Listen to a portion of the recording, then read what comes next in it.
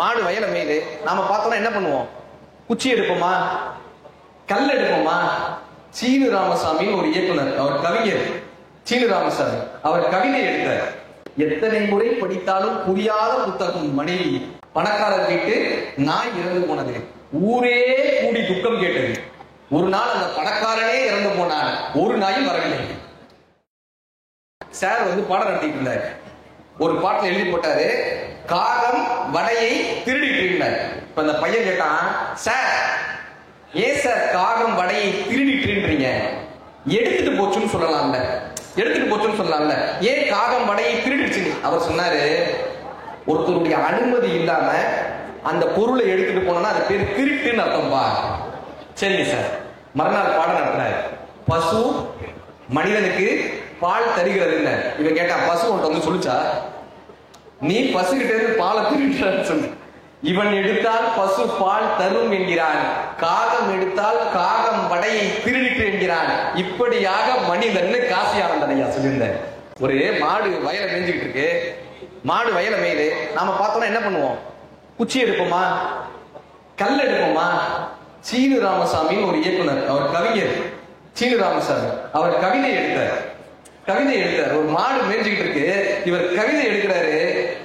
பசி மேய்கிறது வயலை, பசி மேய்கிறது வயலை, மாட்டை சொல்லி என்ன பண்ண? சார் இந்த பசி இருக்குல்ல, அவ்வை சொல்லுவாங்க, ஒரே ட்ரபிள். ஏன்னா இந்த வயிற்றோட வாழ்றது பெரிய ட்ரபிளாம். ஏன்னா ஒரு நாள் பசிக்காதன்னா கேட்காது. சரி நீங்க கல்யாண வீட்டுக்கு போறோம், 3 நாளா சாப்பிட்டுக்க அப்படின்னாக்க அதுவும் கேட்காது. உன் கூட வாழ்றதையே எனக்கு ட்ரபிள்ன்றாங்க அவை. ஒரு நாள் ஒளி என்றால் ஒளியாய், 2 நாள் ஏர் என்றால் ஏராய், ஒரு நாளும் என்னோவு அறியாய். என் பிரச்சனை உனக்கு தெரியவே தெரியாது. ஒரு நாளும் என்னோவு அறியாய், இடும்பைதான் உன்னோடு நான் வாழும் வாழ்வேன். இந்த பசிதான் ஒவ்வொருத்தருக்கிட்டையும் போய் சார் சார் பேச வைக்கலாம். பசிதான் போய் சார் சார் அப்படி பேச வைக்கிறது இந்த பசியா. கண்ணதாசன் ஐயா சொன்னாரு, கல்லைத்தான் மண்ணைத்தான் காய்ச்சித்தான் குடிக்கத்தான் கற்பித்தானா, கல்லைத்தான் மண்ணைத்தான் காய்ச்சித்தான் குடிக்கத்தான் கற்பித்தானா, இல்லைத்தான் பொன்னைத்தான் எனக்குத்தான் கொடுத்துத்தான் ரச்சித்தானா, எங்கும் பல்லைத்தான் காட்டித்தான் வாழத்தான் பண்ணினான் என்பவர். எங்க போனாலும் பல்ல காமிச்சிட்டு வாழ வேண்டியதா இருக்கேன். இப்ப இந்த வள்ளுவர் சொன்னாரு, நம்ம சம்பாதிச்சிட்டோம்ல, இந்த பணம் சம்பாதிக்கிறோம்ல, இந்த பணத்தை என்ன சாமி பண்றதுன்னு கேட்கும்போது வள்ளுவர் சொல்றாரு, பேங்க்ல போடலாமா சாமி? திவால் ஆயிடுச்சுன்னா நிலத்துல போடுவோமா சாமி? நிலத்தை விற்க முடியல, அது உன் பையனுக்கான போகும்.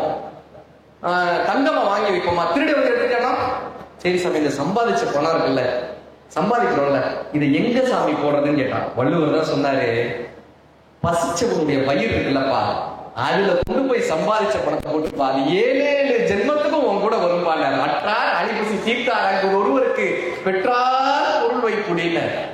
பணம் இந்த உலகத்துல பெருசானா அதை விட மக்களுக்கு செய்யக்கூடிய சேவை பெரிதுன்றத புத்தகங்கள் தான் நம்ம கத்துக்கணும். சார் ஒரு பெரிய பணக்காரர் நடந்து போனார், மழை பெய்யுது, செருப்பு வந்துருச்சு, ஒரு வீடு இருந்துச்சு, இந்த செருப்பு கொஞ்சம் போட்டுக்கலாமான்னு. தாராளமா போட்டுக்கங்கய்யா, பண்ணையார் வீட்டு செருப்பு எங்க வீட்டு வாசல் இருக்குது, சந்தோஷம் கும்பிட்டா. 6 மாசம் ஆச்சு. அந்த பண்ணையார் செத்து போனாரு. அவரை தூக்கிட்டு வந்தாங்க, உடம்ப தூக்கிட்டு வந்தாங்க. கரெக்டா அந்த வீட்டு வாசல்ல நின்னுது, அதே மழை, அதே இடத்துல அந்த வீட்டு வாசல்ல நின்னாங்க. இப்ப அந்த தூக்கிட்டு வந்தவங்க கேட்டாங்க, மழை பெய்யுது, இந்த பணத்தை இங்க இறக்கிக்கலாமான்னாங்க. அவங்க சொன்னா, யார் வீட்டு பணத்தை யார் வீட்டு வாசல்ல இருக்கு எடுறாங்க. சாதாரண செருப்புக்கு இருக்கக்கூடிய மரியாதை மனிதனுக்கு இல்லை. இதை ஒரு கவிதையில கொடுத்திருந்தாரு. இதை ஒரு கவிதை எழுதினாரு, பணக்காரர் வீட்டு நாய் இறந்து போனது, பணக்காரர் வீட்டு நாய் இறந்து போனது, ஊரே கூடி துக்கம் கேட்டது. ஒரு நாள் அந்த பணக்காரனே இறந்து போனான், ஒரு நாயும் வரவில்லை, ஒரு நாயும் வரவில்லை. இப்ப இந்த மனித வாழ்க்கை இப்படிப்பட்டதுப்பா. ஒரே ஒரு கவிதையை சொல்லி முடிச்சிடறேன். கண்ணதாசன் ஐயா சொல்லுவாரு, இந்த அடுப்படியில ஒரு துணி இருக்கும்ல, அடுப்படியில ஒரு துணி இருக்குல்ல, என்ன துணி? கரித்துணி. சார் கரெக்டா சொல்றாரு, நீங்க எல்லாம் அமைதியா இருக்காங்க. கரித்துணி தன்னுடைய வாழ்க்கை வரலாறு சொன்னா எப்படி இருக்கும்னு ஒரு கவிதை எழுதியிருப்பாரு. கரித்துணி, இந்த அடுப்படியில் இருக்கக்கூடிய கரித்துணி இருக்குல்ல, அதுதான் வாழ்க்கையை சொல்லுதான், லைஃப் பயோகிராபி சொல்லுதான் அந்த கரித்துணி. கரிசக்காட்டு கழனியிலே கால்கள் செய்த உழவு, 2 கைகள் செய்த கனிவு, குடிசை எரிக்கும் விளக்கை போலே இலைகள் 2 வரவு, இது இயற்கை செய்த அழகு. பருத்தி என்ற ஒரு செடி வளர்ந்தது. பருவ பெண்ணை போலே அந்த கரிச கழடி மேலே அது சிறிது அழகி காய்வடித்தது. சின்ன குழந்தை போலே அந்த வண்ண செடியின் மேலே பருத்தி எடுத்து பிரித்து பார்க்க பஞ்சு குவியல் ஆச்சு. மில்லை நோக்கி பயணம் போச்சு. அதை திருத்தி எடுத்து பார்க்கும் போது சின்ன இலைகள் ஆச்சு. நூல் என் பெயர் உண்டாச்சு.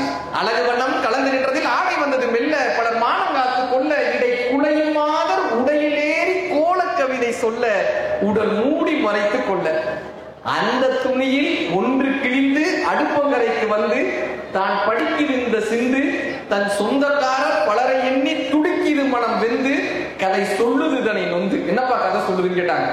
வாழும் நாளில் வாழ்ந்த எண்ணெய் காத்த இரும்பு பெட்டி. நல்லா இருக்குமா? மடிச்சு வச்சுக்குமா? வாழும் நாளில் வாழ்ந்த எண்ணெய் காத்த இரும்பு பெட்டி இன்று உதைக்கும் எண்ணெய் எட்டி நிலை தாழ்ந்த போது மனிதன் கூட உடைந்த பானை சட்டி யார் உறவு கொள்வார் ஒட்டி. மேலியளவும் காசு பணமும் இருக்கும் வரை லாபம் இழந்த பின்பு பாவம் பின் ஞானியரை போல் பாட வேண்டும் நாய்களுக்கும் கோபம் இது நான் படித்த சோகம்னு கண்ணதாசன் ஐயா முடிச்சிருக்கு. இதை ஒரு புத்தகங்களால் மட்டும்தான் கற்றுத்தர முடியும். ஒரு கவிதையால் மட்டும்தான் வாழ்க்கையை புரிய வைக்க முடியும். நாம் படிக்க தவறிய புத்தகம் அப்பா. நாம் படிக்க தவறிய புத்தகம் அப்பா. நாம் படிக்க விரும்பும் புத்தகம் அம்மா. நாம் படிக்க படிக்க பிடித்து போகும் புத்தகம் மழலை. எத்தனை முறை படித்தாலும் புரியாத புத்தகம் மனைவி. தொலைக்கக்கூடாத புத்தகம் வாழ்க்கை. தொலைக்கக்கூடாத புத்தகம் இந்த வாழ்க்கை.